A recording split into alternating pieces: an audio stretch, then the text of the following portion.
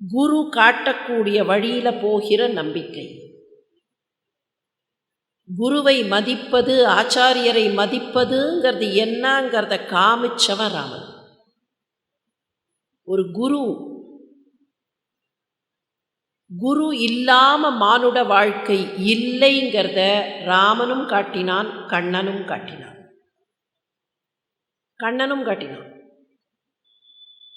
11 வயசு கண்ணனுக்கு. அப்பத்தான் மதுரைக்கு கம்சனை அழிப்பதற்காக போன கண்ணன். கம்சன் அழிஞ்சு போனான். கம்சன் அழிஞ்சு போனதுக்கப்புறம் வசுதேவர் வந்தார். அப்பா கண்ணா, கொஞ்சம் எங்களுக்கெல்லாம் நீ உதவி பண்ணணும். கம்சன் இருந்த வரைக்கும் அவனை பார்த்து பயந்தார்கள் எல்லாரும். அதனால் மற்றவர்கள்டேந்து எங்களுக்கு எந்த விதமான ஆபத்தும் வரல. ஆனால் இனிமே பக்கத்தில் இருக்கக்கூடிய நாடுகள்லாம் எவ்வளவு தூரத்திற்கு படையெடுத்து வருவார்கள் என்னன்னு தெரியலப்பா, பயமாக இருக்குப்பா. அதனால் நீ கொஞ்சம் இங்கேயே தங்கி இருக்கணும். பலராமனும் நீயும் இங்கேயே இருக்க வேண்டும். சரிப்பான்னு சொல்லிட்ட கண்ணன். கொஞ்ச நாள் ஆச்சு. வசுதேவர்கிட்ட போய் நின்னான். அப்பா, நாங்கள் இங்கே இருக்கோம், எல்லாம் சரி. ஆனால் எனக்கும் அண்ணாக்கும் ஆடு மாடு மேய்க்க மாத்திரம்தான்ப்பா தெரியும். ஏன்னா நாங்கள் ஆயர்பாடியில் மாடு தான்ப்பா பேய்ச்சோம். எங்களுக்கு வேறு ஒன்றும் தெரியாது. மாடு தெரியும், கண்ணுக்குட்டி தெரியும். இந்த ராஜரீக விஷயம்லாம் தெரியாது. அது மாத்திரம் இல்லைப்பா, நாங்கள் படிக்கலை. அதனால் எங்களை ஒரு குருகிட்ட அனுப்பி எங்களை படிக்க வையுங்கள், எங்களை ஒரு குருகுலத்திற்கு அனுப்புங்கள்பான்னு கேட்குறான் கண்ணன். கொஞ்சம் அந்த இடத்துல அப்படியே நின்று நாம் ஒவ்வொருத்தரும் அந்த இடத்துல வசுதேவராக கொஞ்சம் மாறி பார்க்கலாம். தப்பில்லை. வசுதேவராக நம்மையே மாற்றிக்கொள்வோம். வசுதேவராக நாம் யாராவது இருந்திருந்தால் என்ன கேட்டிருப்போம், இல்லை என்ன சொல்லியிருப்போம்? இந்த வேண்டுகோளை கண்ணன் வைக்கிறச்சே கண்ணன் யாருங்கிறது வெளி உலகத்துக்கு தெரிஞ்சு போயாச்சு. எப்போ கம்சன் இறந்தானோ அப்போவே இது அசரீரி சொன்ன 8வது குழந்தைன்னு எல்லாருக்கும் தெரிஞ்சிருக்குமா இல்லையா?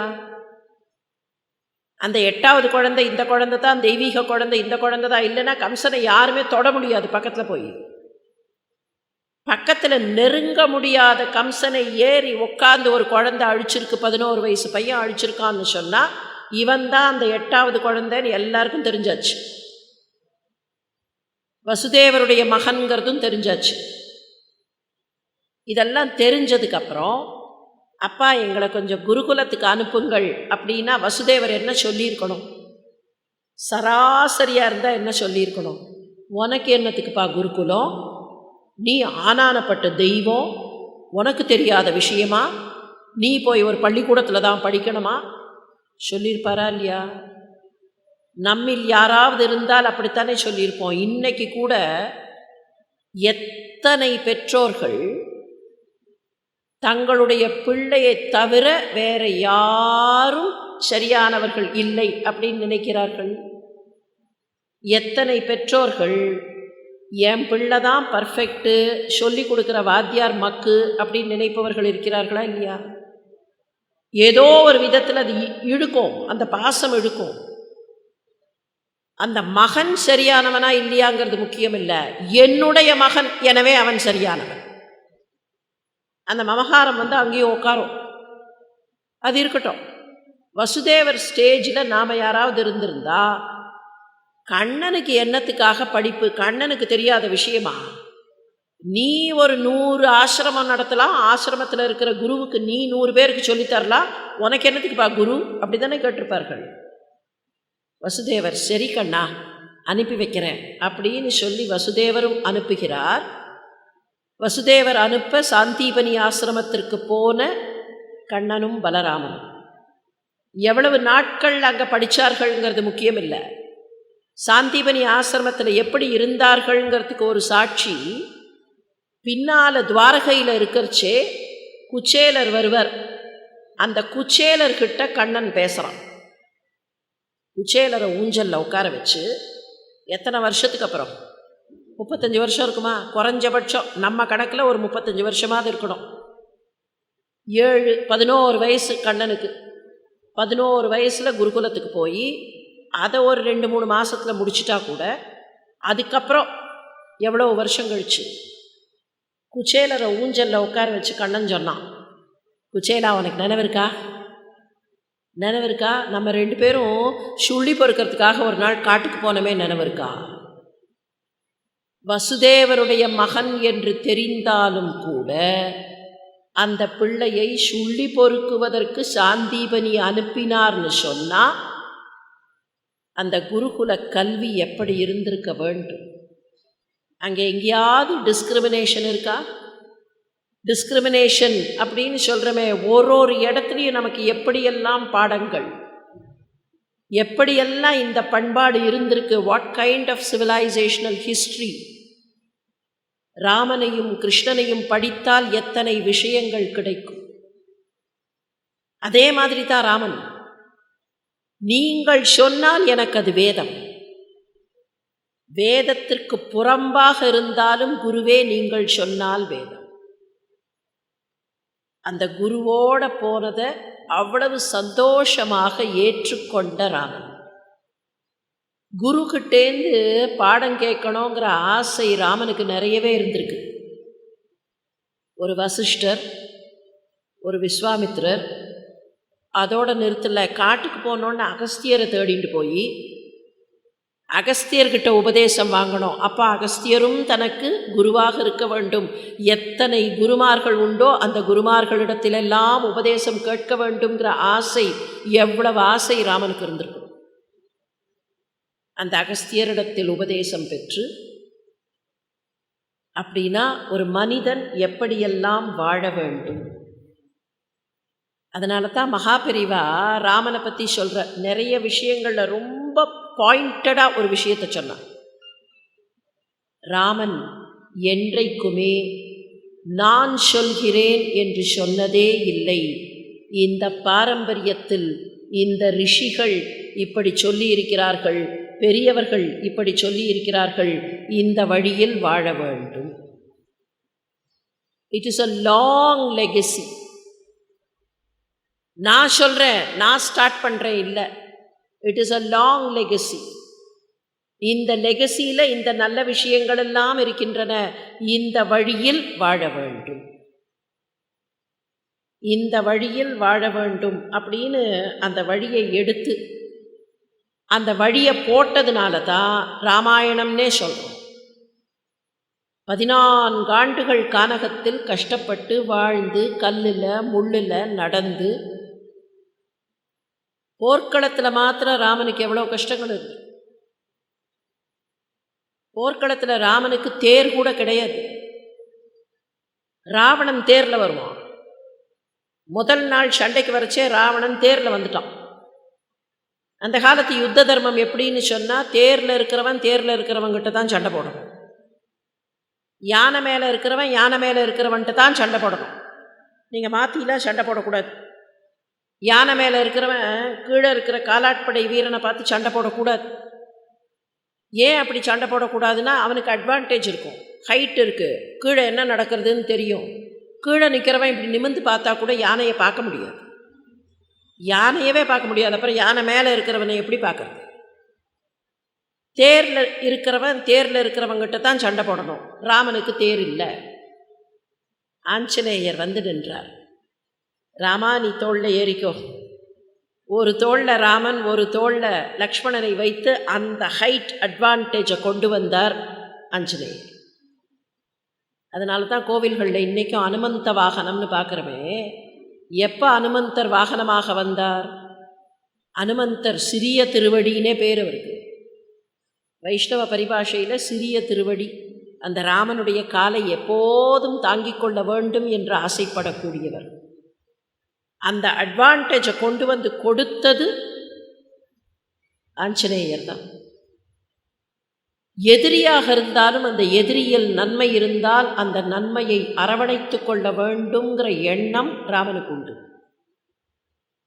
அதனால தான் கும்பகர்ணன் வந்து நின்னோன்னு, அந்த கும்பகர்ணனை இந்த பக்கம் அழைச்சின்னு வந்துடுறேன், அவன் நல்லவனாக இருக்கானே, கும்பகர்ணன் இயல்பா நல்லவன்.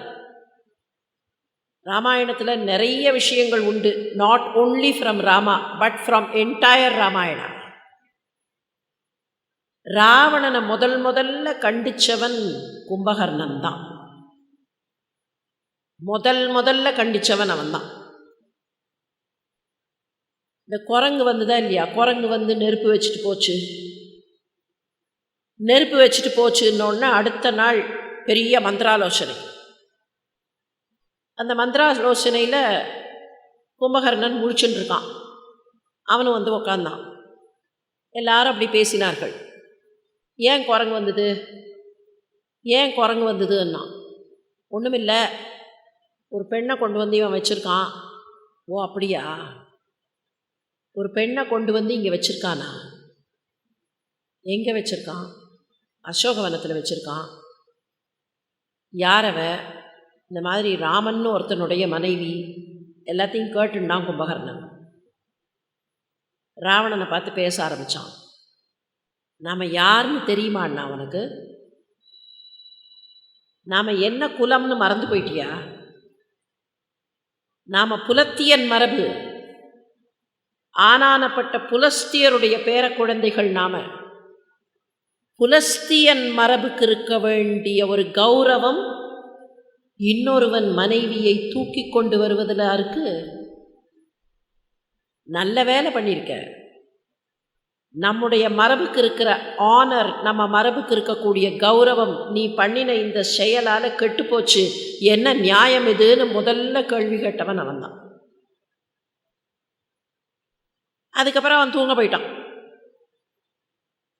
சொன்னான், திட்டினான். திட்டிட்டு அண்ணா கொஞ்சம் நினச்சிப்பாரு, இதெல்லாம் பண்ணாதேன்னு சொல்லிவிட்டு அவன் தூங்க போயிட்டான். அதுக்கப்புறம் சண்டை வந்துடுது. சண்டை வரும்போது அவன் தூங்கின்னு இருக்கான். ஏன்னா 6 மாதம் ஆகலை, அவன் தூங்கின்னு இருக்கான். அவனை போய் எழுப்பினார்கள். அவன் மேலே யானையை இடற விட்டார்கள். அப்படி புரண்டு படுத்துனான். ஏதோ கொசு தான் கடிச்சது போல இருக்கு அப்படின்னு புரண்டு படுத்தான். அதுக்கப்புறம் பக்கத்தில் எல்லா வாத்தியங்களையும் வைத்து அந்த முரசுகளை எல்லாம் கொட்டினார்கள், வாத்தியங்களை எல்லாம் வாசித்தார்கள். நல்ல சுகமாக இருக்குது தாலாட்டுன்னு நினச்சி தூங்கினான். அதுக்கப்புறம் உலக்கையை வச்சு இடித்தார்கள். கடைசியில் ஒரு வழியாக எழுந்தான். எழுந்து உக்காந்தோடனே சாப்பாட்டை போட்டார்கள். இந்த சில அம்மாமார்கள்லாம் பண்ணுவார்களே, குழந்தைய தூக்கத்தில் எழுப்பினா தயாராக கையில் சாப்பாடு இருக்கும், இல்லைன்னா அது ஆழ ஆரம்பிச்சிடும். இவன் ஏதாவது கோபப்பட்டு தொலைக்க போகிறானேங்கிறதுக்காக சாப்பாடு தயாராக வைத்திருந்தார்கள். சாப்பாட்டை போட்டார்கள். அவன் சாப்பிடும்போதே அவனுக்கு போர் கவச்சமெல்லாம் போட்டார்கள். ஏன் இதையெல்லாம் போடுகிறீர்கள் அப்படின்னா, உங்கள் அண்ணன்ட்டையே போய் கேளு. நேராக போனான். என்ன ஆச்சு அப்படின்னா, அவன் அண்ணன் இவன் வரத்துக்காக காத்துட்டு இருந்தவன் இவன் பக்கத்தில் வந்தோடனே மனிதர்கள் வந்திருக்கிறார்கள்னா, அவ்வளவுதான் சொன்னான். மனிதர்கள் வந்திருக்கிறார்கள் அப்படின்னா என்ன அர்த்தம்? முதல்ல இவன் தூங்க போகிறச்சே மனித பெண்ணை கொண்டு வந்திருக்கிறான் அப்படிங்கிறது இவனுக்கு செய்தி இருக்கா இல்லையா?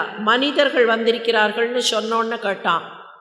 திட்டியின் விடமன்ன கற்பின் செல்வியை விட்டிலையோ இது விதியின் வண்ணமே. அவன் கேட்ட கேள்வியில் எத்தனை விஷயம் இருக்குது தெரியுமா? திருஷ்டி விஷம்னு ஒரு பாம்பு இருந்துதான் அந்த காலத்தில். அந்த பாம்பு அப்படி பார்த்தாலே, படம் எடுத்து அப்படி பார்த்தாலே எதிரில் இருப்பவர்கள் பஸ்மமாகி போவார்கள். அதுக்கு தான் திருஷ்டி விஷம்னு பேர். அந்த திருஷ்டி விஷம்ங்கிறது தமிழில் திட்டி விடம். எதுகைக்காக கம்பர் என்ன பண்ணார்? திட்டியின் விடம் அப்படின்னு மாற்றினார். அவன் கேட்குறான் கேள்வி, திட்டியின் விடமன்ன கற்பின் செல்வியை விட்டிலையோ. இன்னுமாடா நீ விடலை? இன்னுமா அவளை விடலை? இது விதி, நமக்கு விதி இது. நீ விடாமல் இருக்க பற்றியா, அது விதி. அதில் என்ன அர்த்தம்? நீ விட்டுருக்கணும் இதுக்குள்ளங்கிறது மாத்திரம் இல்லை. அவளை தூக்கின்னு வந்து இங்கே வச்ச அப்போவே நான் சொல்லிட்டு போனேன், விட்டுடுன்னு சொல்லிட்டு போனேன். ஆனால் கேட்கல, விட்டுருக்கணும், இதுக்குள்ளே விட்டுருக்கணும், அவளை சிறை வச்சிருக்கக்கூடாது. இது ஒரு பக்கம். இன்னொரு பக்கம், அந்த சீதை உன்னை ஏறெடுத்து கூட பார்க்கல. எதுக்கு நீ அவளை சிறையில் வச்சிருக்க? அவள் உன்னை பார்க்க போகிறான்னு நினைக்கிறியா? அவள் உன்னை திரும்பி கூட பார்க்க மாட்டான். அவள் உன்னை ஏறெடுத்து கூட பார்க்கல. அவள் ஏறெடுத்து பார்த்துருந்தான்னா இதுக்குள்ளே நீ பஸ்மமாயிருப்ப. நீ உசுரோடு இருக்கேன்னு சொன்னாலே அவள் உன்னை ஏறெடுத்து பார்க்கலன்னு அர்த்தம். திட்டியின் விடமன்ன கற்பின் செல்வியை விட்டிலையோ. அவள் திருஷ்டி விஷம்னு சொல்லியாச்சுன்னா அவள் உன்னை நிமிர்ந்து பார்த்துருந்தான்னா நீ எரிஞ்சு போயிருப்ப. இன்னுமா அவளை விடாமல் வைத்திருக்கிறாய்? தெரிஞ்சு சொன்னான். ஆனால் அவனை ஒரு முறைச்சான் 10 தலையன். என்னடா அண்ணா? அண்ணா மன்னிச்சிடு, அண்ணா மன்னிச்சிடு, நான் உனக்குத்தான் அடிமை. Kumbakarnan was a representative of an average human being. எத்தனை சந்தர்ப்பத்தில் இந்த பக்கம் போகிறதா இந்த பக்கம் போகிறதான்னு தெரியாமல் தடுமாறுகிறோம். அந்த ரெப்ரசன்டேட்டிவ் தான் அவன். அவன் 6 மாதம் தூங்கினான், 6 மாதம் விழித்திருந்தான்னு சொல்கிறோம். நாம் என்ன பண்ணுறோம்? ஆழ்வார்கிட்ட கேட்டு பார்க்கலாமா? ஆழ்வார் ஒருத்தர் நாம் என்ன பண்ணுறோங்கிறத சொன்னார். ரொம்ப டீட்டெயில்டாக போக வேண்டாம், அந்த பாட்டை ஒரு தடவை பார்த்தா தெரியும். வேத நூல் பிராயம் 100 மனிதர்தான் புகுவரேனும் பாதியும் உறங்கி போகும். வேத நூல் பிராயம் 100. ஒருத்தருக்கு இருக்கக்கூடிய ஆவரேஜ் மேக்சிமல் லைஃப் ஸ்பேன் 100 வருஷம். இந்த 100 வருஷத்தில் 50 வருஷம் எங்கே காணாமல் போகும்னா பாதியும் உறங்கி போகும்னு. 50ல் 100 நாளும் 50% தான். வருஷத்தில் 6 மாதம்னு சொன்னாலும் 50% தான். என்ன வித்தியாசம்? வேணா ஒன்று சொல்லலாம். அவனாவது கண்டினியூஸாக தூங்கினான். தூங்கிறதுல கூட அவனுக்கு ஒரு பர்சிவியரன்ஸ் இருந்தது. நம்மால் அதை கூட கண்டினியூஸாக செய்ய முடியல. விட்டு விட்டு விட்டு விட்டு விட்டு விட்டு பண்ணுறோம். 6 மாதம் தூங்கினா 6 மாதம் விழித்திருந்தான்னு சொல்கிறோமே, 6 மாதம் சாப்பிடுவான்னு கணக்கு. அவனுக்கு சாப்பாடு ஆயத்தமாக வைத்திருந்தார்களே. எவ்வளவு சாப்பாடு வைத்திருந்தார்களாம்? 100 குடங்கள் அரிசி, 100 குடத்தில் அவனுக்கு சோறு இருக்கணும். இல்லை 600 குடத்தில் சோறு, 100 குடத்தில் அந்த சோற்றுக்கு வேணுங்கிற ரசமோ கூட்டோ ஏதோ இருக்கணும். 600 சகடத்து அடிசிலும் 100 குடங்களும் நுங்குவான். 600 சகடத்து அடிசில், 600 வண்டியில் அடிசில். 600 சகடம்னா என்ன? வண்டி இல்லையா? வண்டியில் அடிசில். அந்த வண்டியில் அவ்வளோ சோறு வச்சு 100 குடங்கள். அந்த சோறு சாப்பிட்றதுக்கு அவனுக்கு வியஞ்சனம்லாம் எதில் வேணும்னு கேட்டால் 100 குடத்தில் வேணும். அவ்வளவு சாப்பிடக்கூடியவன்னு கணக்கு. ஆனால் மனம் தூங்காதவன். அவனுடைய மனசு தூங்கலை. அவன் மனசு தூங்கவே இல்லை. போருக்கு போகும்போது சொல்கிறான், அண்ணா இன்றைக்கு நான் போகிறேன். எல்லாரையும் போர்க்களத்துக்கு அனுப்புறியே, பந்தியில் படையை விட்டு நீ இங்கே இருந்து தேம்புதல் மந்திரம் அன்று. நீ ஒவ்வொருத்தரையா அனுப்புவ. நீ ஒரு தப்பு பண்ணிவிட்டு போர் வரும். அந்த போருக்கு ஒவ்வொருத்தரையா அனுப்புவ. ஒருத்தரும் இல்லைங்கிற செய்தி வரும். உடனே அப்படியே உட்காந்து அழுவியா? நீ அழறதுக்கு பதிலாக இந்த போர் வராமல் இல்லவா செய்திருக்க வேண்டும்? பந்தியில் படையை விட்டு நீ இங்கே இருந்து தேம்புதல் மந்திரம் அன்று. இவ்வளவும் சொல்லிட்டு தான் போர்க்களத்துக்கு போகும்போது சொன்னான், விதி நின்றது, பிடர் பிடித்து உந்தி நின்றது. என்னுடைய விதி, நான் போகிறேன். ஆனால் உனக்கு இன்னைக்கு சாயந்தரம் செய்தி வரும்னா, நான் இல்லைங்கிற செய்தி வரும். அப்பவாவது சீதையை விட்டுட்டு அந்த மனிதர்களோடு சேர்ந்து கொள், அவர்கள் உனக்கு உதவி செய்வார்கள். ராமனை கும்பகர்ணன் உணர்ந்திருந்தான், கும்பகர்ணனை ராமன் உணர்ந்திருந்தான். அதனால தான் கும்பகர்ணனை இந்த பக்கம் அழைத்து கொண்டு வந்துவிடு, அவன் உள்ளத்தால் நல்லவன் என்பதை ராமன் புரிந்து கொண்டான். பகைவர்களாக இருந்தாலும் அந்த பகைவர்களிடத்தில் கருணை காட்டக்கூடிய பெரிய பெருந்தன்மை ராமனுடைய பெருந்தன்மை. ராமன் யார்னா ஒரு தனி மனிதன் அப்படின்னு நிறுத்த முடியாது. என்றைக்கோ வாழ்ந்த ஒரு தனி மனிதன் இல்லை. ராமோ விக்கிரகவான் தர்மக அப்படின்னு சொன்ன மாதிரி தர்மம் ஒரு வடிவம் எடுத்து வந்தால் அதுதான் ராமன். சத்தியமும் தர்மமும் வடிவம் எடுத்து வந்தால் ராமன். அதனால தான் இன்னை வரைக்கும் ராமன் வாழ்ந்த மாதிரி, ராமன் காட்டின மாதிரி, ராமனுடைய பாதையில் நம்மால் வாழ முடியும். ராமாயணம் ராமாயணம் ராமாயணம்னு சொல்கிறோமே, அந்த ராமாயணம்ங்கிற வார்த்தைக்கான அர்த்தத்தை மறுபடியும் நினைத்து பார்த்து கொள்வோம். ராமாயணம்னா ராமனுடைய பாதை, ராமன் நமக்கு போட்டு காட்டியிருக்கிற பாதை, ராமன் வாழ்ந்து காட்டியிருக்கிற பாதை. ஒருத்தர் போன பாதையில் நாம் போனோம்னு சொன்னால் நமக்கு வாழ்க்கை சுலபமாக இருக்கும். புதுசாக ஒரு பாதையில் போகிறோம். அந்த காலத்தில் ஒத்தையடி பாதைன்னு ஒன்று உண்டு. நிறைய பேர் நடந்து நடந்து நடந்து அந்த ஒத்தையடி பாதை உருவாகிருக்கும். அதுக்கு பேரே ஒத்தையடி பாதை தான். ஏன்னா காடு, கல், முள் இதெல்லாம் இருக்கிறச்சே ஒரு இடத்துல நடப்பார்கள். அந்த ஒரு இடத்துல நடந்து நடந்து 10 பேர் நடந்து அந்த இடத்துல பாதை வந்ததுன்னா யூ ப்ரிஃபர் டு வாக் தேர். காரணம் என்னென்னா, வேற எங்கேயாவது காலை வச்சா முள் குத்தும். இது இவர்கள் நடந்து நடந்து நடந்து போன பாதைங்கிறதுனால முள்ளை இருந்திருந்தால் அந்த முள்ளை எடுத்து முன்னாலேயே இவர்களே தூக்கி வெளியில் போட்டிருப்பார்கள். ஏற்கனவே இருக்கிற பாதையில் நடக்கிறதுல இருக்கிற வசதி அதுதான். புதுசாக இருக்கிற பாதையில் போய் எங்கேயாவது காலை வச்சோன்னா அங்கே முள் இருக்கா, பள்ளம் இருக்கா, எதுவும் தெரியாது. இந்த யானையை பிடிக்கிறதுக்கு என்ன பண்ணுவார்களாம், காட்டிலாக்கால பெருசாக பள்ளம் தோண்டுவார்கள். பள்ளம் தோண்டிட்டு அந்த பள்ளம் தெரியாமல் இருக்கிறதுக்காக சருகு இலையெல்லாம் போட்டு மறைத்து விடுவார்கள். இந்த யானைக்கு தெரியாது, அங்கேருந்து ஓடி வரும். அதுவும் இந்த பக்கம் ஒரு பெண் யானை இருக்குன்னா அங்கேருந்து ஓடி வரும்.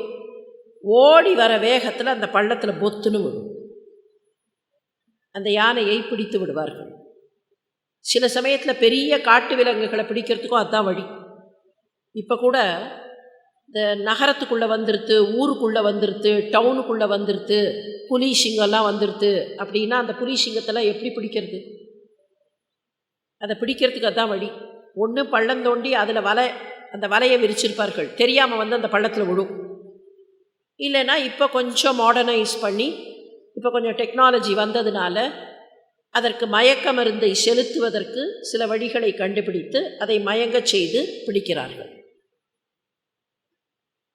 ஆனால் புதுசாக இருக்கிற வழியில் போனோம்னு சொன்னால் அந்த வழியில் எங்கேயாவது பள்ளம் இருக்கா, நாம் மயங்கி போவதற்கான வழி இருக்கா தெரியாது நமக்கு. யானை விழற மாதிரி ஏதோ ஒரு பள்ளத்தில் போய் விழலாம், இல்லை எங்கேயோ முள்ளும் கல்லுமாக இருக்கும், அதிலெல்லாம் நாம் நடக்க வேண்டியிருக்கும். ஆனால் ஏற்கனவே நம்முடைய பெரியவர்கள் போட்டு காட்டி இருக்கிற பாதை, அந்த பாதைங்கிறது சத்தியமான பாதை, தர்மமான பாதை. That does not mean we should not innovate. ரெண்டுத்துக்கும் நிறைய வித்தியாசம் இருக்குது. வாழ்க்கையை வாழுகிற பாதையில் சத்தியம், தர்மம் இதெல்லாம் பெர்மனன்ட். இந்த பெர்மனன்ஸை வச்சுண்டு மற்ற விஷயங்களை நாம் இன்னோவேட் பண்ணலாம். நாம் என்ன நினச்சிக்கிறோம் சில சமயத்தில்னா, பெரியவர்கள் வாழ்ந்த மாதிரி தான் வாழணுமா, அப்போ புதுசாக எதுவுமே பண்ண முடியாதா? புதுசாக பண்ணுறதுக்கும் சில பாலிசியை வைத்து கொண்டு வாழுவதற்கும் நிறைய வித்தியாசம் இருக்குது.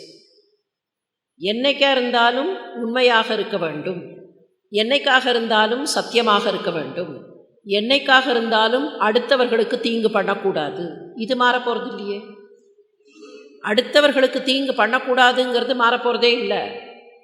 அதுக்கு நம்ம என்ன பேர் சொன்னாலும் சரி, ரோமன் லான்னு சொன்னாலும் சரி, க்ரீக் லான்னு சொன்னாலும் சரி, இந்தியன் லான்னு சொன்னாலும் சரி, மனுஸ்மிருதின்னு சொன்னாலும் சரி, இல்லை இன்றைக்கி புதுசாக வந்திருக்கிற லான்னு சொன்னாலும் சரி, எந்த லாவாக இருந்தாலும் அடுத்தவர்களுக்கு தீங்கு செய்யக்கூடாது. அப்போ அந்த கான்செப்டை வைத்துக்கொண்டு அந்த கான்செப்டிலேருந்து வாழக்கூடிய வாழ்க்கை. அப்போ இந்த பிரதான பாதை முள் இல்லாமல் இருக்கணும், கல் இல்லாமல் இருக்கணும்னா அந்த பாதையை பெரியவர்கள் போட்டு கொடுத்தார்கள். அந்த பாதை தர்மத்தின் பாதை. அந்த தர்மத்தின் பாதையைத்தான் Raman he treaded on it. Raman எந்த இடத்துலையும் நான் புதுசாக ஒரு பாதையில் நடக்கிறேன்னு சொல்லவே இல்லை. மகாபெரிவா சொன்னதை திரும்ப திரும்ப நினச்சி பார்க்கணும். எங்கேயுமே நான் காட்டுகிறேன்னு சொல்லவே இல்லை. இது சத்தியத்தினுடைய பாதை, இது தர்மத்தினுடைய பாதை. இந்த பாதையில் நடந்தால் கல்லும் முள்ளும் குத்தாது. வேணும்னா இந்த பாதையில் போகும்போது கல் முள்ளு குத்தலைன்னா புதுசாக பண்ணுறதுக்கு நிறைய நேரம் இருக்கும், நாழி இருக்கும். நீங்கள் கல்லும் முள்ளும் குத்திட்டுனா என்னாகும்? இந்த சந்நியாசிகளுக்கும் சரி, வேட்டையாடக்கூடியவர்களுக்கும் சரி, மாடு மேய்க்கக்கூடியவர்களுக்கும் சரி, வெளியில் போனால் அவர்கள் பாதுகை அணிந்து போக வேண்டும். இது ஒரு ரெகுலேஷன் உண்டு, ஒரு நார்ம் உண்டு. சன்னியாசிகளுக்கும் உண்டு, வேட்டையாடுபவர்களுக்கு உண்டு. அதனால தான் கண்ணப்ப நாயனார் கதையை பார்க்கறச்சே, கண்ணப்ப நாயனார் கால்லேருந்து செருப்பை கழட்டில் சிவபெருமானுக்கு கண்ணில் வைக்கிறச்சே கூட அந்த செருப்போடு வச்சார்னு பார்த்தோமே. காரணம் என்ன? ஏன் அவர் செருப்பு போட்டுட்டு இருந்தார் எப்போதுன்னா, வேட்டையாட போகக்கூடியவர்கள். அதே மாதிரி கிருஷ்ணர் வசுதேவர்கிட்ட இல்லை, நந்தகோபர்கிட்ட கேட்பாராம். நந்தகோபர் ஒரு நாள் கேட்டார், ஏன்பா நீ பாதுகையெல்லாம் போட்டுக்காமல் போகிற, காலில் முள்ளு குத்திருமே. அப்பா, கண்ணுக்குட்டியெல்லாம் பாதுகையாக போட்டுருக்கு. அந்த கண்ணுக்குட்டியெல்லாம் போட்டுக்கல, நானும் போட்டுக்கலன்னாராம். ஆனால் மாடு மேய்க்க போகக்கூடியவர்களுக்கு பாதுகை உண்டு. இதுக்கெல்லாம் ஒரு ரீசன் இருக்குது. Everything has a sense of reasoning. அதனால தான் இந்தியன் சிவிலைசேஷனல் ஹிஸ்ட்ரி அப்படின்னு சொல்கிறோம். சந்நியாசிகள் எப்போதும் சஞ்சாரத்தில் இருக்க வேண்டியவர்கள், புது புது இடத்துக்கு போகணும். வேட்டையாட போகக்கூடியவர்கள் காட்டில் ஓடணும். வேட்டையாடும்போது வேட்டையை பார்ப்பாரா, காலில் முள்ளு குத்தினா தன்னோட காலை பார்ப்பாரா? தன்னோட காலில் முள்ளு குத்தியத்துன்னு முள்ளை எடுக்கிறதுக்குள்ள எதை வேட்டையாட வேண்டுமோ அது தப்பித்து ஓடிவிடும். மாடு மேய்க்க வேண்டியவர் மாட்டை பார்ப்பாரா, காலை பார்ப்பாரா? என் காலில் கல் பட்டுருது, என் காலில் முள்ளு குத்திடுது அப்படின்னு அதை எடுத்துகிட்டு இருந்தார்னா மாட்டை வேற யாரோ ஓட்டி கொண்டு போய் விடுவார்கள், பிடித்து விடுவார்கள். அப்போ இதெல்லாம் லாஜிக்கங்க. So much of sense of reasoning in every activity. காரணம் இல்லாமல் வரல. சஞ்சாரம் செய்யக்கூடிய சன்னியாசிகளை காலில் செருப்பு இல்லாமல் போகணுன்னு சொன்னால் புது புது ஊர்களுக்கு போகும்போது எவ்வளவு பாடு. அவர்கள் இதை பார்த்து கொண்டு இருப்பார்களா? அவர்கள் மனசு எதில் இருக்கணும்? இதுலையா இருக்கணும்? அப்போ எப்படி வைத்தார்கள்? வாழ்க்கை முறையில் சின்ன சின்ன சின்ன விஷயங்களில் எவ்வளவு சிந்திச்சு பார்த்து வைத்தார்கள். அதனால தான் இந்த பெரியவர்கள் போட்ட பாதை out of trial and error, out of so much of thinking, out of so much of contemplation. அந்த கான்டெம்ப்ளேஷன் இல்லாமல் வரல. இதையெல்லாம் தெரிந்து கொண்டு, இதையெல்லாம் எடுத்துக்கொண்டு இப்படி வாழ வேண்டும்.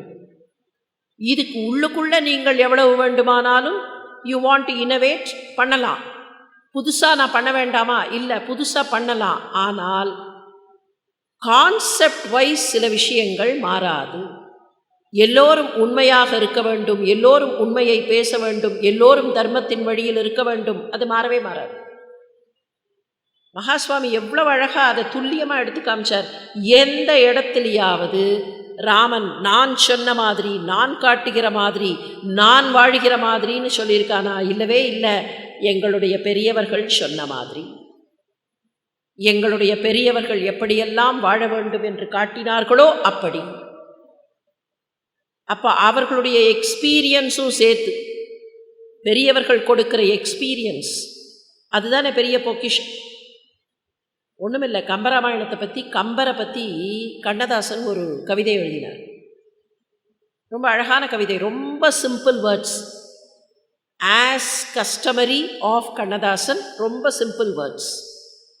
10,000 கவிதை சத்தாக அள்ளி வைத்த முத்தான கம்பனுக்கு ஈடு இன்னும் வித்தாகவில்லை என்று பாடு. நான் வேணும்னே கொஞ்சம் மாற்றி சொன்னேன். ஏன்னா இந்த வரியை கொஞ்சம் எல்லாரும் கிண்டல் பண்ணுவார்கள், இது என்ன வார்த்தை அப்படின்னு. 10,000 கவிதை, 10,000 சொச்சம் பாட்டு இருக்கு. 10,000 கவிதை முத்தாக அள்ளி வைத்த சத்தான கம்பனுக்கு ஈடு. அதை கிண்டல் பண்ணுவார்கள். அது என்ன சத்தான கம்பன் இப்படின்னு எல்லாமா பாடுறது அப்படின்னு. தப்பில்லை. சத்பாத்திரம் அப்படின்னு சொல்கிறோமா இல்லையா? ஒரு நல்ல பாத்திரம் அப்படின்னா, ஒரு நல்லவர் அப்படின்னா இது சத்பாத்திரம். 10,000 கவிதை முத்தாக அள்ளி வைத்த அந்த சத்தான கம்பன் இன்னும் வித்தாகவில்லை என்று பாடு. அந்த கம்பனுக்கு ஈடு நிகராக இன்னும் யாரும் வரவில்லை.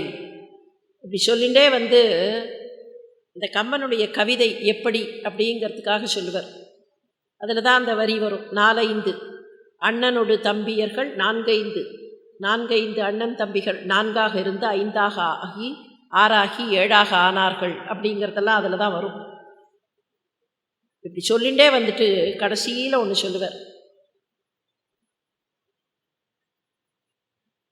காலமழை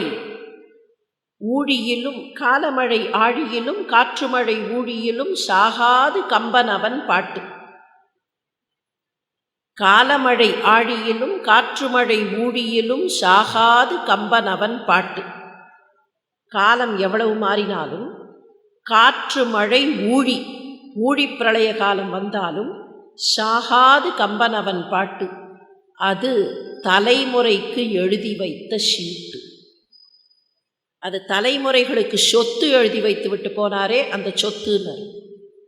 அப்போ கம்பர் எழுதி வைத்தது சொத்துன்னு சொன்னால், கம்பர் கொடுத்திருக்கக்கூடிய அந்த ராமாயணம் என்கிற சொத்து, அந்த சொத்து தான் நமக்கு பல தலைமுறைகளுக்கு வரக்கூடிய சொத்து. ஒரு தலைமுறைன்னு இல்லை, எத்தனை தலைமுறைகள் வந்தாலும் அந்த தலைமுறைகளுக்கு எங்கள் தாத்தா வச்சுட்டு போயிருக்கிற சொத்து, எங்களுடைய பெரியவர்கள் வைத்து விட்டு போயிருக்கிற சொத்து, இந்த சொத்தை வைத்து கொண்டே நாங்கள் பிழைத்து கொள்ள முடியும்.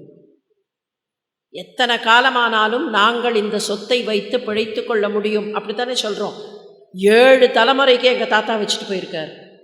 7 தலைமுறைக்கு வச்சுட்டு போயிருக்கார்.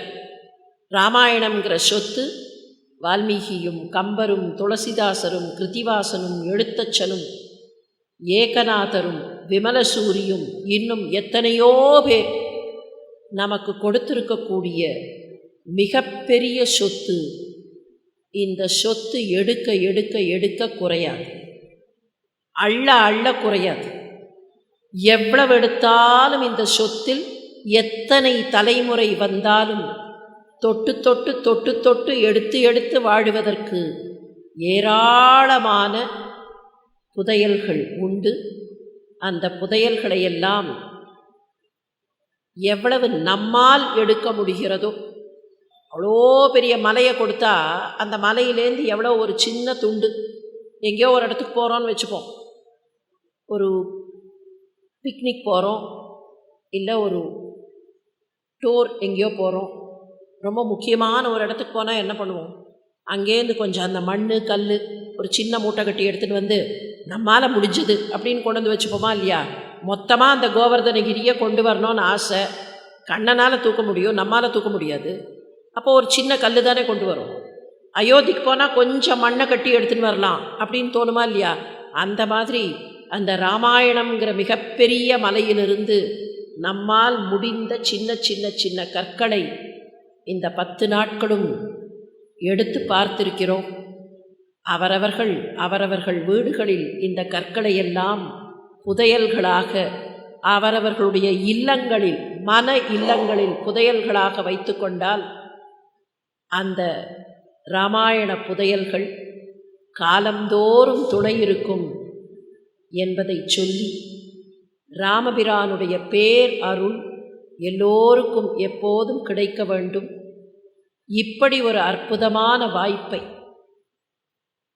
எப்படி ராமன் போட்ட பாதையில் நாம நடக்க முடியும் என்கிற அந்த ஒரு பயணத்தை நடத்துவதற்கு ஒரு வாய்ப்பை கொடுத்த ஆஸ்திக சமாஜத்தைச் சேர்ந்த பெரியவர்கள் எல்லோருக்கும் நன்றி சொல்லி, இந்த பயணத்தில் கூட வந்தவர்கள்,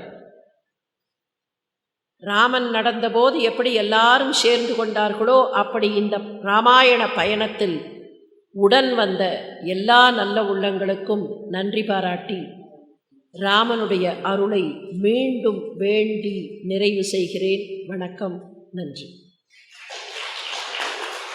எல்லாத்தையும் விஸ்தாரமாக எளிய தமிழ் அவருக்கே உடைய பாணியில் சொன்னேன்.